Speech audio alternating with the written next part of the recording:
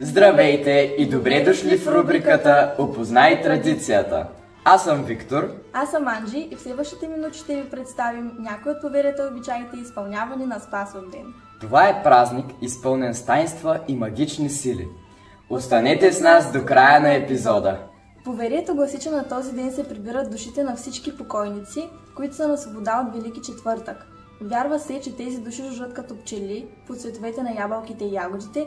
Затова по Спасов ден жените отиват рано сутрин на гробището и раздават хляб и варено жито, както се казва, за Бог да прости. Както по Великден, така и на Спасов ден се боядисват червени яйца и се раздават за починалите. Едно от поверията е, че трябва врати и прозорци да се оставят отворени през деня, за да могат душите по-лесно да излязат от дома и да се върнат на небето. Българският Спасов ден е ден на мъртвите, както и в много други култури. Например, мексиканците празнуват Всесвети и ден на починалите души, който се празнува на 1 или 2 ноември с големи карнавални шествия. Хайде да се върнем на родното и да разкажем за русалийките. Не русалки, а русалийки. Те се появяват на Спасов ден и са митични горски същества с образите на жени. Те берат и се кичат с цъфналия през нощта росен. Вярва се, че росенът цъфти само в нощта срещу Спасов ден и разнася силен упойващ аромат. Народът ни е вярвал, че русалийките или още така наречени русали са познавали всички билки и са имали дарбата да лекуват всички болести. Оттам идва и обичая ходене по росен. В навечерието на празника болни и недъгави хора отиват да преспят на росенови ливади за лек. Вечерта болният ляга върху черга на поляната, а до главата му се поставя нова кърпа. Върху нея зелена пръстенна глинена паница с вода, пинта с ракия, нова глинена стомна, бъклица с вино, прясна погача, риза и чорапи. Това са дарове за русалийките. На сутринта се извършват гадания относно развитието на болестта, като болните поглеждат с надежда в паницата с вода. Именно от нея лекуващите се ще пият в продължение на 40 дни. Ако в паницата е паднал цвят или зелено листо, то предстои скорошно изцеление. Но ако е празна или във водата има камъче, шумка или пръст, това е предизвестие за наближаваща смърт. Обредът се изпълнява от незапомнени времена, а росеновите ливади са възпети не в една или две български народни песни. Същата роля имат и русалиите, които са наследници на русалийките. Накратко казано, те са дружина от нечетен брой мъже, които обикалят през цялата седмица и с музика и с ритуален танц лекуват самодивската болест. Друго разпространено вярване е, че дори да има озрели череши преди Спасов ден, те не се берат.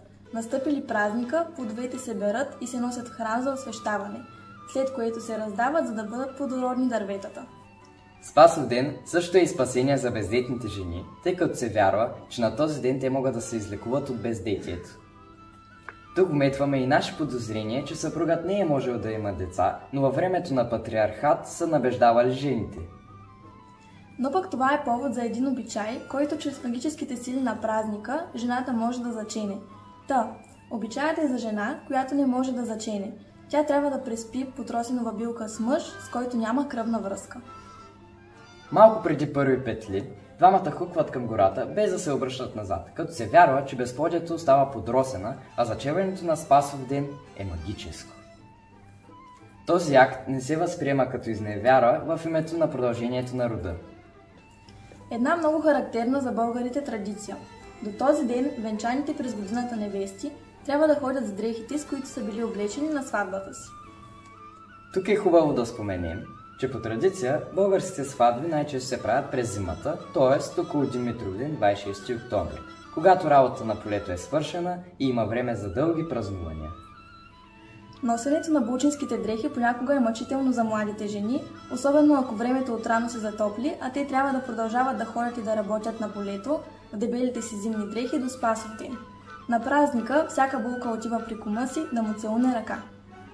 Тогава кума казва: "Простено да ти е булка", и тя има право да свали своите зимни дрехи. От тук идва и израза "Тей ти булке Спасов ден", който изразява облегчение. Друг обичай се изпълнява в източна България, който момите правят с надежда. Хващат се на празнично хоро, облечени в невестински дрехи, взети на заем, вярвайки, че по този начин ще се осигурят омъжване до следващия Спасов ден. В народните представи дъждът също е свещено дело. Вярва се, че дъждът по Спасов ден е също толкова скъпоценен, колкото Гергьовденския. Моми и Ергени обикалят селото, пеейки песни с молба към Бога за дъжд. Ако вали на Спасов ден, годината ще е богата, а реколтата обилна. Шествието завършва с трапеза и курбан, наречен за здраве и благополучие. Разказахме ви за магията, лечебните сили и вярванията на нашите предци по Спасов ден. Надяваме се да ви е било интересно, пък и защо някой път да не пробвате да се овъргаляте в Росеновите поляни. Може да ви се случи чудо! Нека знаем и пазим народните ни традиции! Ние сме Виктор и Анджи от танцова формация Обетица и ви пожелаваме да бъдете здрави! И плодовити във всички значения на думата.